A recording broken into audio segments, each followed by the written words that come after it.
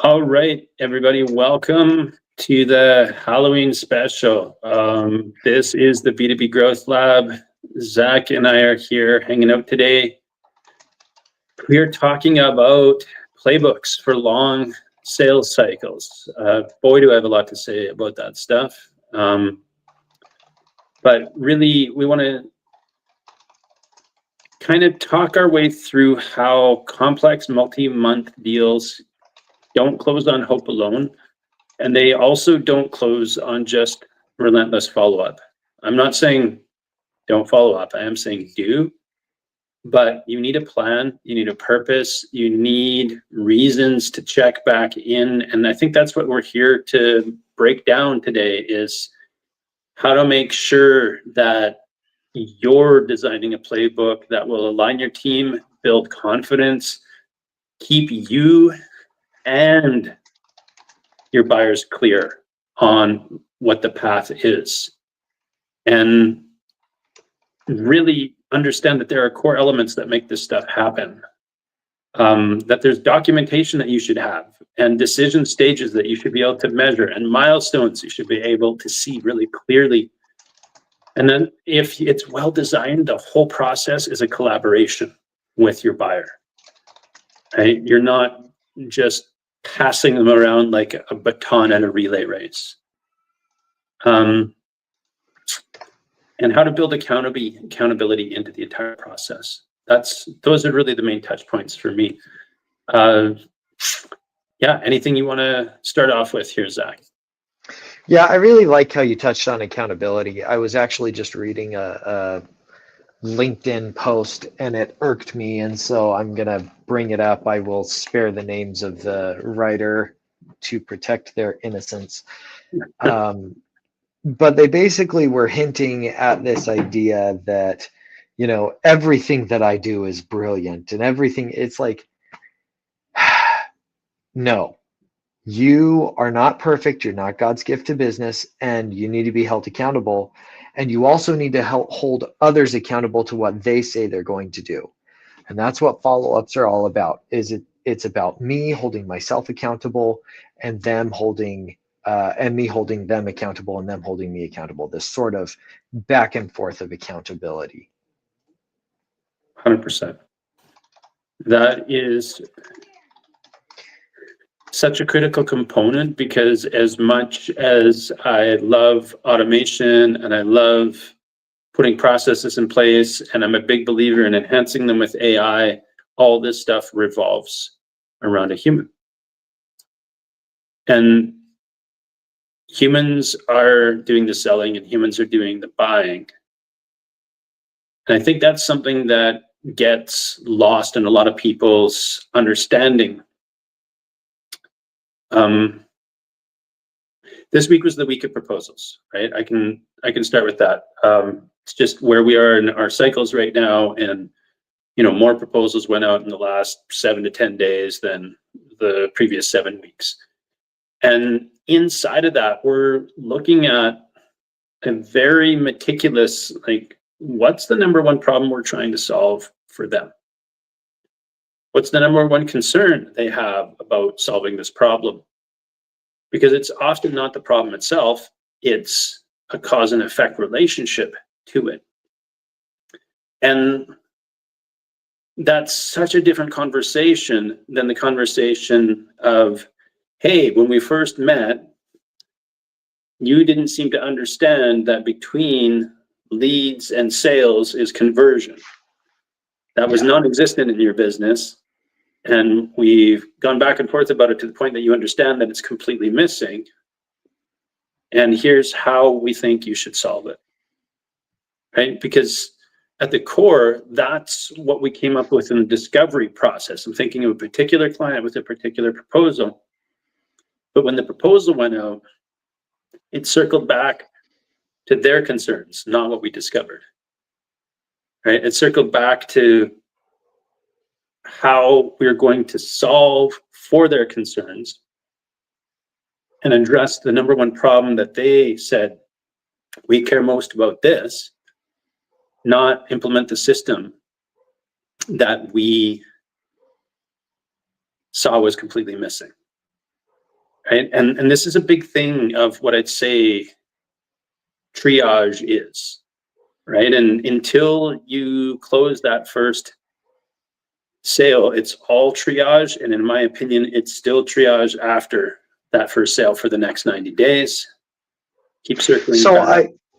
Go I ahead. like that. I like that a lot. I would change the perspective just a little bit, because Please. triage makes it sound like you're doing something like they're in critical condition.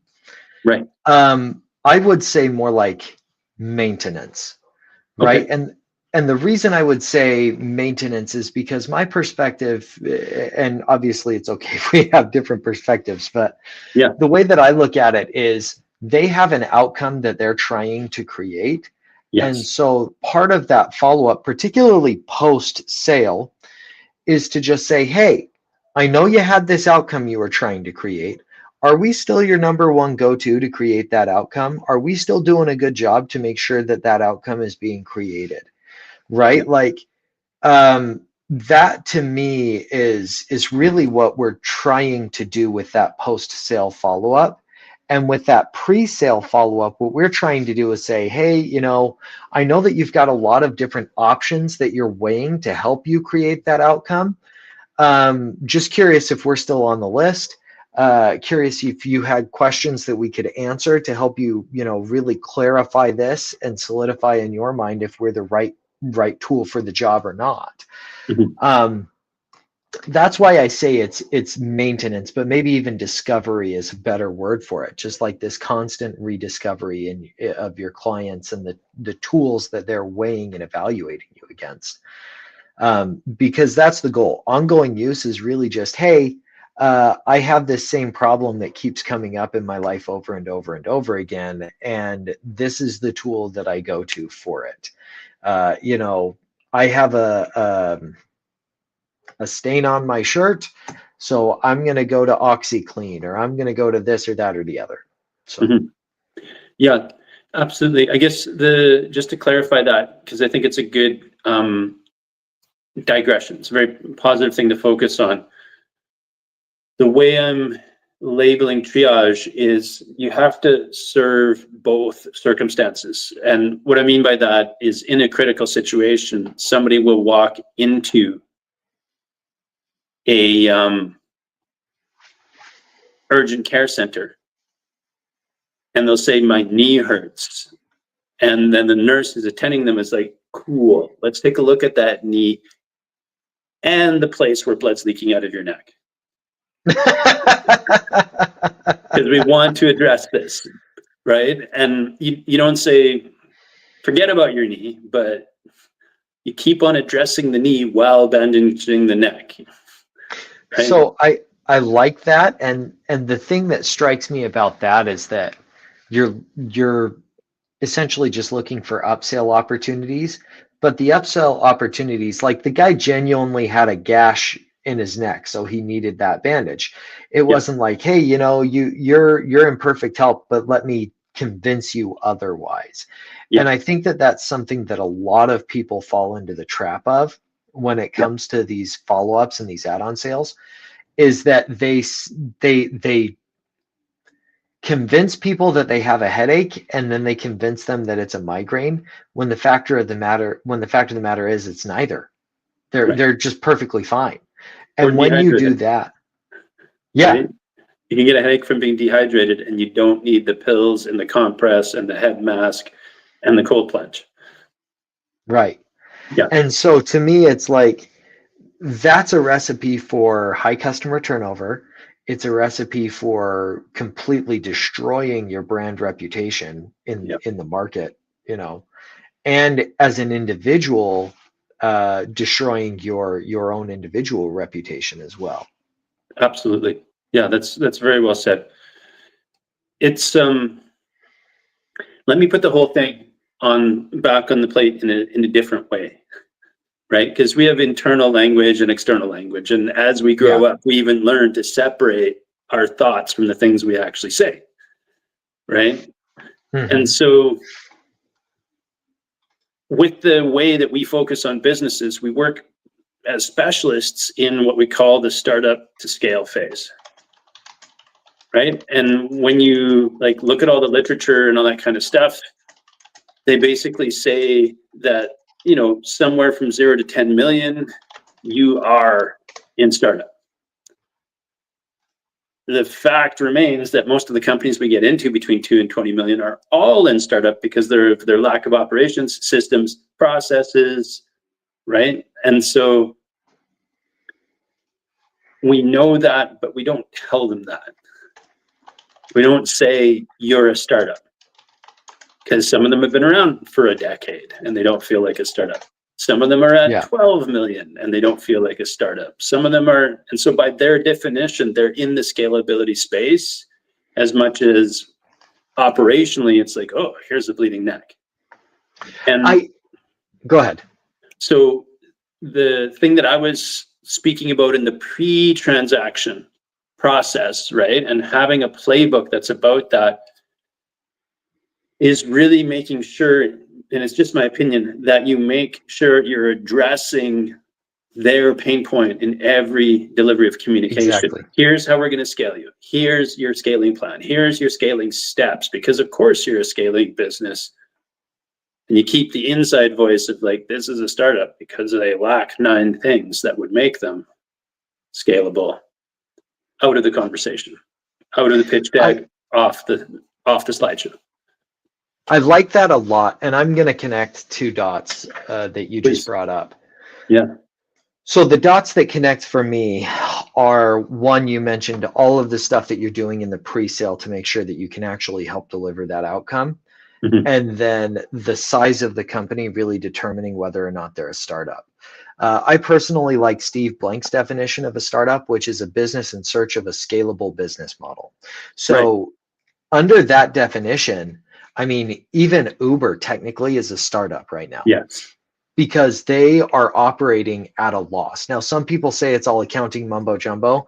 I don't really believe that. I think that they're a business that's waiting for a business model. And this is a digression, but really what they're doing is they're waiting for self-driving cars. And then they're going to buy a fleet of self-driving cars and just have them in every municipality in the nation. And then you will just, that's where I think they're really going. And they actually had worked on hardware to that degree as well, to that intent as well. And it's like their service people, right? I don't know if they obviously don't call them employees because they're contractors of some sort. Yeah. But those contractors are already on the same page, right? Like I was out in the Lower Mainland a few weeks back, did some Ubering, and 75% of them were a Tesla. Yeah. Right? Why? There are other EVs out there, but I think the people who are already doing that job know that a certain day at a time, they're going to be able to do the shift where they do drive and then push a button and do the shift where they don't. And they're partnering with Uber already in their heads to get ready for this time where society's ready to just let self-driving take over. Take a portion of the market. Elon Musk he's actually said that he's going to create his own rideshare app that will just be Tesla's. And so Tesla owners can put their cars up on that rideshare app and have them go make money for them while they're sleeping or while they're at work, or, you know, it's, to me, that is amazing. Yeah. But so you've got these businesses, the startups are a business in search of a scalable business model, profitable business model. Right. And then you talked about all of this stuff about in the pre-transaction, what are we doing to make sure that we can actually solve their problem, right? To deliver that outcome. Very rarely do we connect those 2 dots, but they are vital to connect. Your business model has to be connected to the outcome that you're producing for your customers.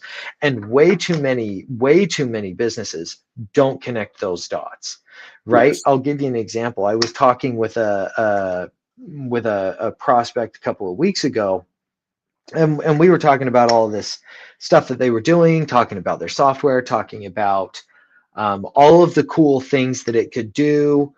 They were sharing all of their stats. And one of the things really stood out to me, which was they didn't know the outcome that their customers were hiring them to deliver.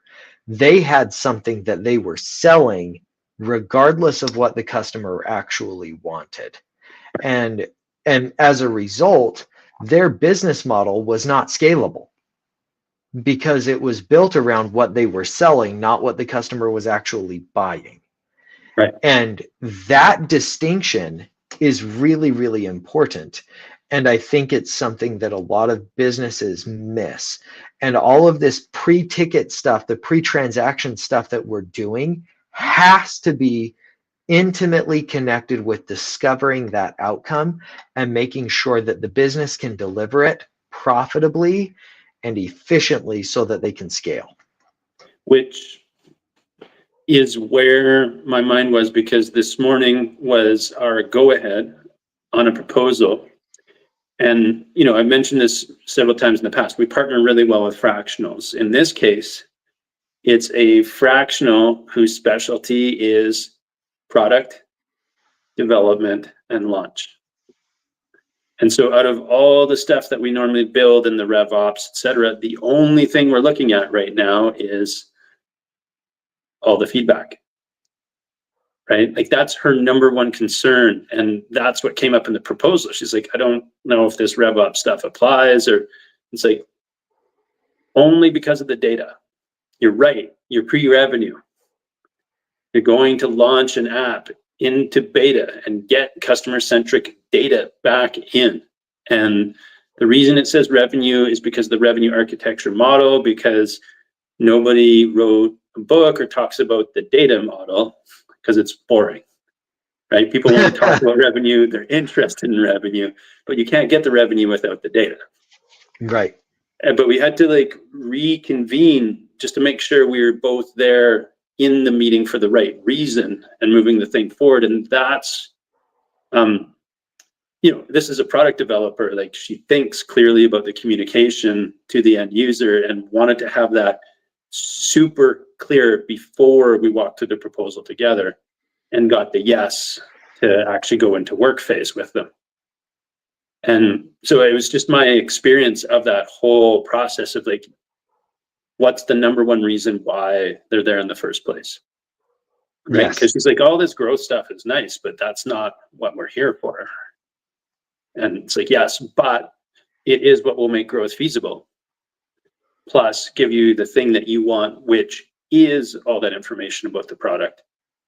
That again helps you make sure the beta goes somewhere, becomes something, and actually, you know, ends up with happy end users who have the thing that they actually want. Because that's what a business is, right? Like at the end of the day, that's what a business is. And in their current stage, they know they're speculating, right? That's the point of launching it. Let's see what they think. Well, I'm going to push back on that a little bit, because I've met way too many founders who are speculating, who refuse to acknowledge that they are. Okay. And I think that what you're saying is accurate, right? Like they need to recognize it's purely speculation. And for the first 10 million in revenue, you really are just validating that hypothesis and iterating through the scientific method like crazy. Yeah. But, we're being fed this constant diet of freaking celebrity CEO garbage, right? That it's like, well, Steve Jobs had a vision and he just inherently knew, and he never deviated from his vision. And it's like, that's absolutely not true at all. Steve Jobs spent thousands of hours obsessing over the hardware and listening to what people were saying so that he could build something that would actually do the dang job. Right? Like the beauty of Mac and Apple computers is that it is so easy, even your grandma could use it, right? And like, that's the genius of it. That's why they did so well, because I need a computer that doesn't make me feel like an idiot. and go ahead. Well, I was just going to say, and I think the proof of concept in that was the development stage of the iPod. right? Yes. Because the stories are endless about how they do some product development, come back to him, and he'd just throw it on the floor and be like, one button. Right? Until there's one button to move forward and back and nothing else, we haven't figured out the OS yet, which maybe paved the way for a whole bunch of other stuff to actually Right. work, right? Like you had to start Right. thinking a certain way. And I'll say that from all the reading I've done about him, that was one of his primary missions, right? That thing that you're saying, like my grandma can use this. Yes, because she's got a thumb. Good. Yes. And I think just building on that, right? Like these CEOs are being fed this diet that if they are not that way, if they Okay. are vulnerable and willing to say, I don't know, I have a Right. hunch, let's go test the hunch.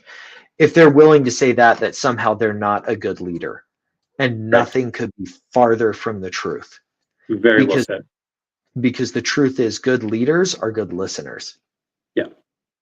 Yeah. And as a leader, one of the things that you can do that's super intelligent, in my opinion, is hire good listeners, Yes.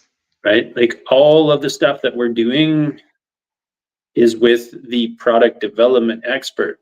CEO is sitting right in there in that meeting. And, she didn't say much, right? And like, I'm sure there's a lot of conversations that go on after that call, but it was a very interesting experience to know that the person we were pitching to today was the product developer. Well, and let's take this a step further, because if you're hiring good listeners, that doesn't just include your product team. It includes your sales. And if they're really good listeners, they'll listen to each other, right? Yes. Because your sales team is on the front lines hearing what do customers actually like, what are they actually trying to solve? They're Yeah. hearing all of that language. Now, maybe they don't know how to codify it just right, but that is language that they're hearing. Um, and so I think that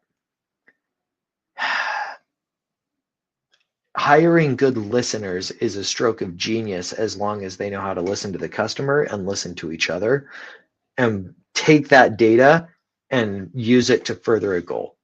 Yes. And this is where I think Rob would chime in. If you care about your sales, then you care about your customers, then you care about building that feedback process into your business. Well, and this is, I think you're spot on. And I think that feedback process looks like good follow-up. Yeah. Just bringing it back to the very beginning, right? That creating a deal flow that has consistent follow-up, that is actually listening to what customers have to say, and that is moving the ball of the deal down the field. Yeah. And that everyone is clear about this is where we're going, right? Like we're moving towards you becoming a paying customer. We're not just hanging out because we want to hang out and think each other is super cool. I've had some deals like that, by the way.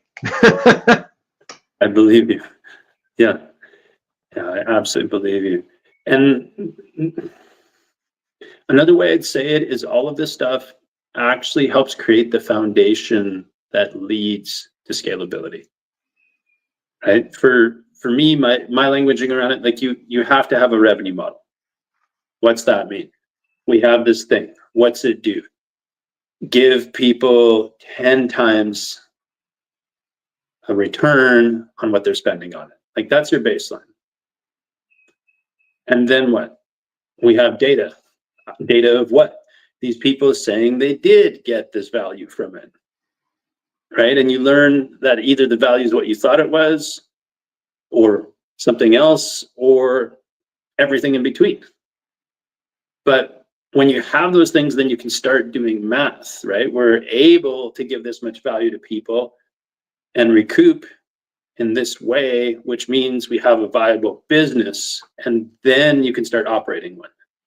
And if you don't have those pieces, you can't grow anything. And a lot of the stuff that you're talking about what we're being fed is growth, right? It's something that every celebrity says, every self-made one, right? Like you hear it in Gary Vee or Hormozy or any of those guys, when people walk up to them like, wow, you're amazing. And they're like, yes, right now. But you didn't see the last 12 years that I was struggling and nobody was paying attention.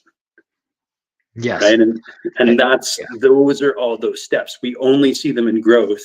And we tend to live in this delusion that you like wake up, have an idea, and then achieve growth mode.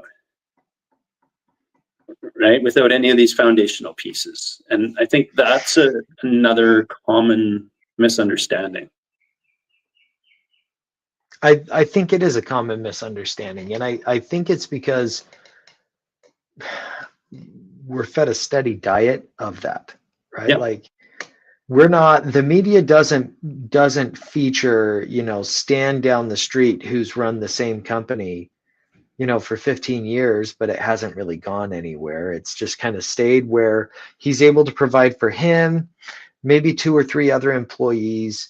It's not a crazy success, but he has a decent house. He drives a nice car. He's got a wife and kids that he was able to put through college, right? Like it doesn't talk about all of the struggles that go along with, yeah. And Stan was up into the wee small hours of the morning 4 nights a week because, you know, that's what it took to get some of this work done. And, you know, it just doesn't paint that. It's always the Walt Disney after Mickey Mouse, right? Yes. Yeah. And that to me is just like, it's such a terribly, oh geez, it's not a well-performed film. Right. I'll give you this. But do you remember the early days of Netflix where they were just like, quick, throw anything on here that we can because we lost all of our Disney content? Right. They had a show called Walt Before Mickey that was, the storyline was really good because it talks about Walt Disney's life from a child all the way up to when he discovers and has the idea for Mickey Mouse. Right. And those are the stories that we need to do a better job of featuring, because this life as an entrepreneur is not made for everyone. It's not. And so people need to have that clarity so that when they make the decision, they can make it with clear eyes. Because this is a decision that will impact you, your spouse, your kids, your parents, your neighbors. It's going to impact everything. And you have to make good choices there. And I guess this kind of relates to this idea of like deal playbooks, in that it's like you need to have that initial spark, that idea, and then you need to have time to research it and then make the decision. And I think that's, you know, bringing this full circle, I guess, kind of trying to shoehorn it in. That's what a good deal playbook does for your clients. Yeah, absolutely. And it puts in that context of timeline, which is that conversion step I was saying a lot of people miss. They don't even think it exists, because it is the customer journey, and you need to take that word journey very literally. Yes. To reiterate a different version I use, just because I love them, mountains is a lot of analogies, but we do see those selfies at the summit. And what they didn't broadcast was leaving the car the day before, hiking 6 hours up to get to that spot on the Alpine, falling asleep early, waking up at 4:30, and then another 6.5 hours of uphill to catch, you know, that sunrise selfie. Yes. And like, that's, if you compare the notes of how many minutes or seconds lead up to that versus those like 10 seconds of glory, it's a big contrast that, again, we tend not to pay attention to, because, you know, nobody wants another one of those pictures of just like a shot of the ground and like only 12,473 more steps to go. You know, it's interesting that you mentioned that, because when I was newly married, my wife and I had been married maybe 4 years at the time. we were trying to get a picture of our daughter sitting in front of our house on our stoop, Right. right next to some pumpkins. That's all Yeah. we wanted, was a picture of her. She would not do it. She would not do it. And all she did, just kicked back, scream, kicking. I mean, she's 2 years old. So it's like, Yeah. you know, but it's funny because my wife ended up posting the perfect picture that we got, and then the picture that she took of my daughter having her tantrum. And the tantrum got more likes than the perfect picture did. Exactly. Yeah. But I think, you talked about the buyer's journey, and I think that is something really important to discuss as well, Yeah. because I think that your sales playbook needs to take that into account.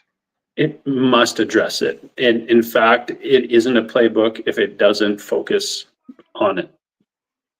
Right? How are you going to support them? Well, first we have to find them. Cool, that's a lead. And then what? Well, what are the 8 to 20 things that they should know before they book a sales call? And how do you inform them of those things? That's, for me, would be the foundation of the playbook.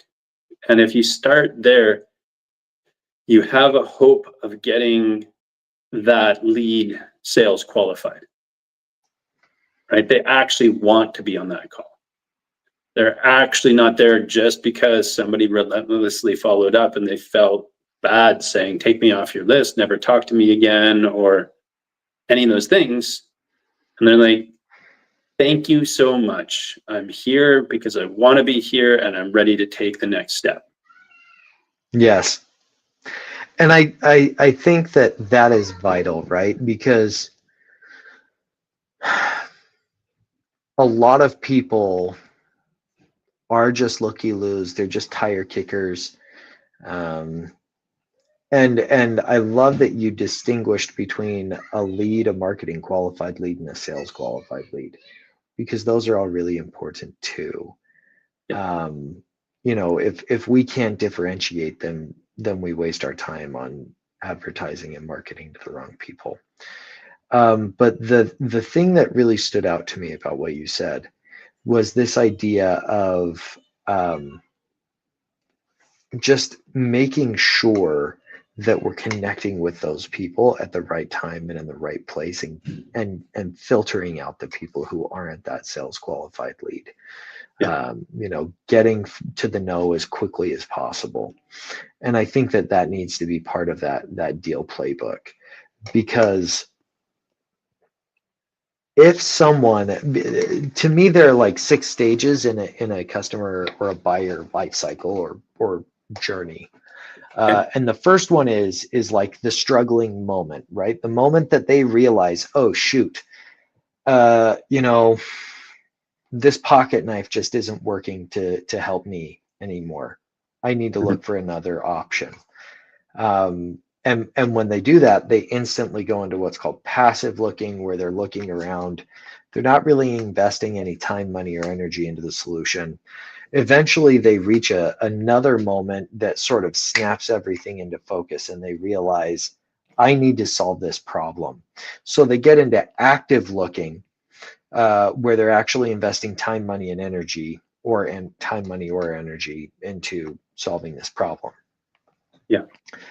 And then they have another situation where they're like, okay, now I need to actually make a decision. Most of the time, that's a time wall that they enforce, or that a potential vendor or seller enforces. Yeah. And that time wall forces them to start making trade-offs, because in that passive and active looking phase, they've started gathering options and alternatives, and they're looking around, right? But the key is, they haven't actually decided what actually matters most to me right now. Is Right. it ease of use? Is it how pretty it looks? Is it how cheap it is? Is it how effective it is? And they have to go through and make these trade-offs. And those are the things that really matter. And as a sales team, you need to know what those trade-offs are, right? If I'm selling cars, well, gas mileage is going to be one of those trade-offs, right? Mm-hmm. Does it have great gas mileage, or does it have engine power? Like Right. what matters more? So I need to understand what that is for each individual buyer so that I can say, not try and sell them into the solution, but just say to them, you know what, if you're looking for gas mileage, then you probably shouldn't be looking in a Lamborghini dealership Yeah. because we're not the place for you. Go check out the Honda or the Toyota dealership.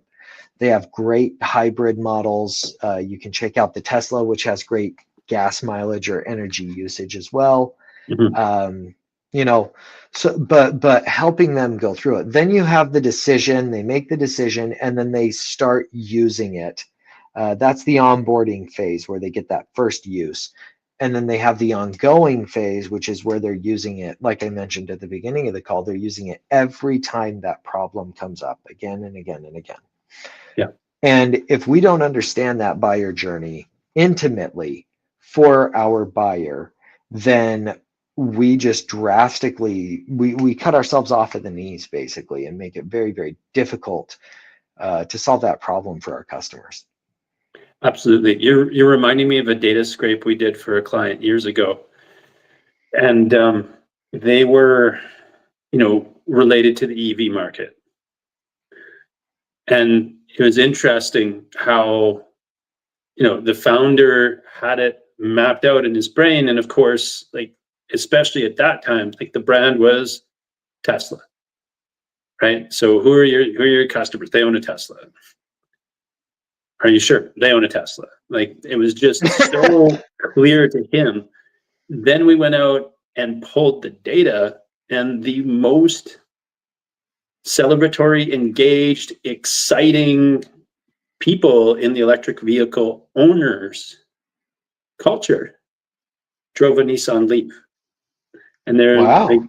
9 times more active on social media and that kind of stuff, talking about how great electric vehicles are and like stuff that really mattered relative to the play he was making. And so it's one of those things, right? Because again, like who he thought his leads were absolutely were not. Across the board at that time, Tesla owners wanted to just kind of stay under the radar, not talk about electric vehicles, not say much publicly about their ownership of an electric vehicle, etc. Right. So it just shows how far off the point you can be from even knowing who your customers are. Yeah. Oh, absolutely. I mean, and how not only how far off the point you can be, but also how delusional you can be in thinking that you do. Because that client of yours was adamant. Yeah, They are Tesla owners. yeah, They are Tesla owners. Well, actually, it's Nissan Leaf owners, yeah. right? And it's like, okay, so now let's go profile who a Nissan Leaf owner is. Let's Yeah. figure out who they are and what makes them tick. And they outnumbered them some crazy number too, right? Like 16-1 or something. And Yeah. so, yeah, Well, and the thing that's interesting is I think that just as an aside, Tesla owners don't buy Teslas because they're an EV. Tesla mhm, owners buy Teslas because they're a luxury car. mhm, That's how they position them in their brain. And so it's a luxury car that happens to be an electric vehicle. A mhm, Nissan Leaf is an electric vehicle. I'm buying the Leaf because I want the electric vehicle. 100%. Um, but I think that again, it's like great business owners are consumed with understanding their customers' needs and then delivering it to them. And they couldn't care less about looking great. Like, yes, they want to look nice, right? They don't want to have their zipper down when they go on national television. They don't want to have a booger hanging out of their nose. But Mhm. what they care about is, how do I solve the problems of my customers? Yeah. And just to kind of circle back, I have different language for the process, but when again, we want to leave people with different ways of thinking about how to craft your playbook today. So I'm a big fan of the simplicity of the larger market formula. And 3% of the market's buying now. 17% is information gathering, meaning they're going to move towards that 3% and they're actively involved in the process. And then 20% of the market is problem aware, but not yet active. And so that's still 40% of the total addressable market, right? That actually wants your thing, cares about it. But more to your point that you made several times today, Zach, they care about it in different ways. Yes. Because they're in a different spot on that buyer's journey, and they do need to be addressed in different manners and, treated that way, because there's a big difference between standing outside the restaurant and walking up to that host station and saying, "Can I have a table?" Right? Huge difference. And you don't just stick the Muppets hook out there and pull them in by the neck. Right? It's not a functional method. Yeah, I agree. And I think that to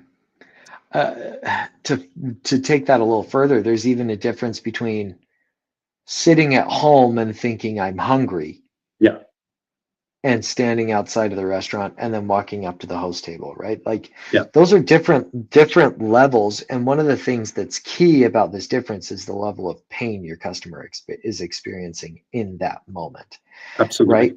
If you actually want to motivate someone to sell, the how do I say this? The pain of change has to be less than the pain of the status quo.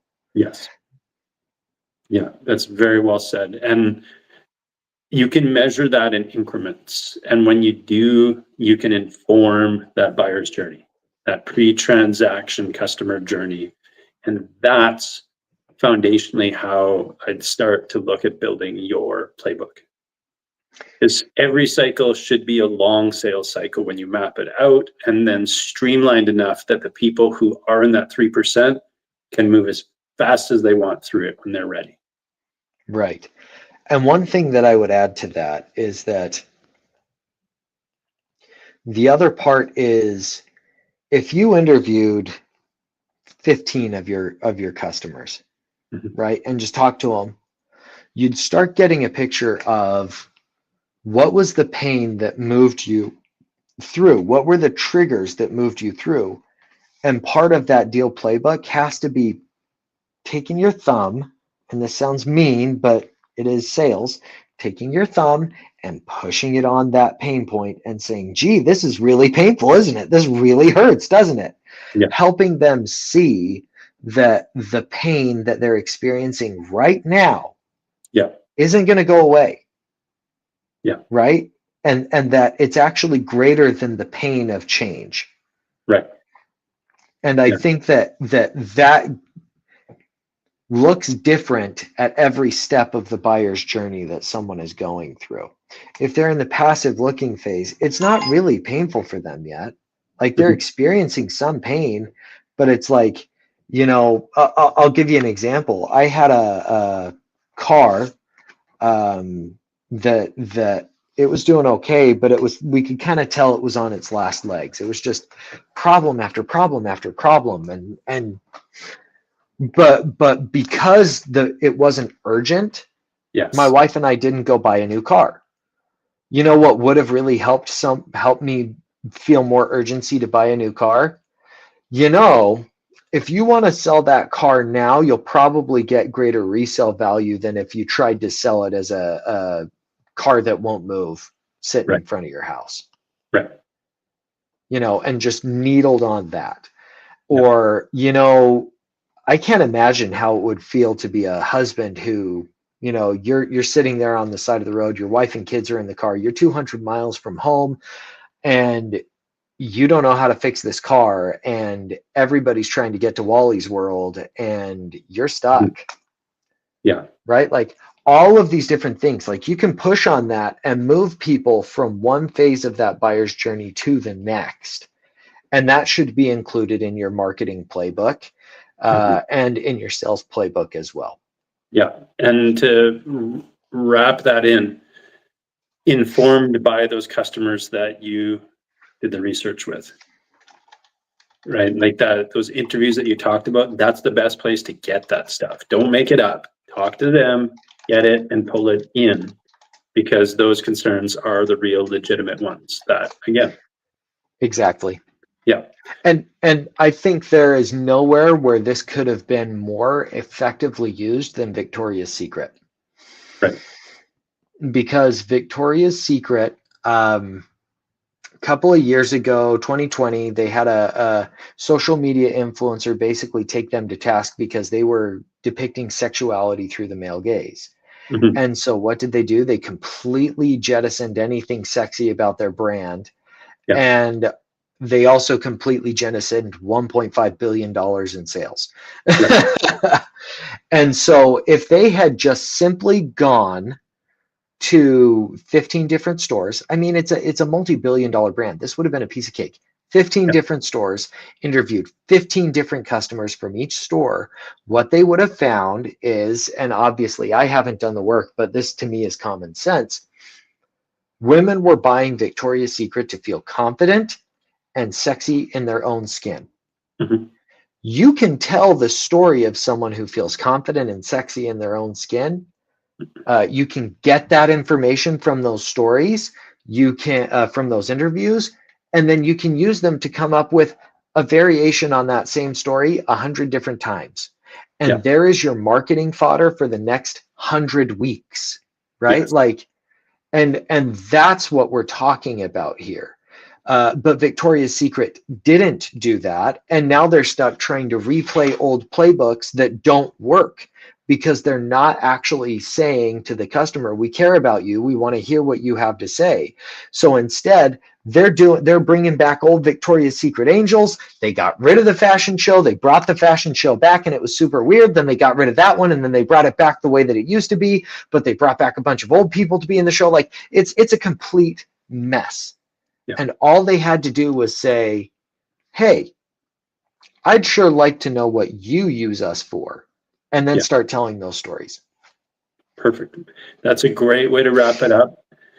So that's maybe the first thing to do is go and have those conversations with your existing customers. You will start getting ideas about your playbook from there, and then map that into your customer journey, but use information instead of speculation. As usual, thanks so much for your time, for being here, for being in the conversation, Zach. And for those of you who are catching the replay, we'd love to hear what you have to say about it, and have a fantastic day. Come on, it'll be fun. Exactly.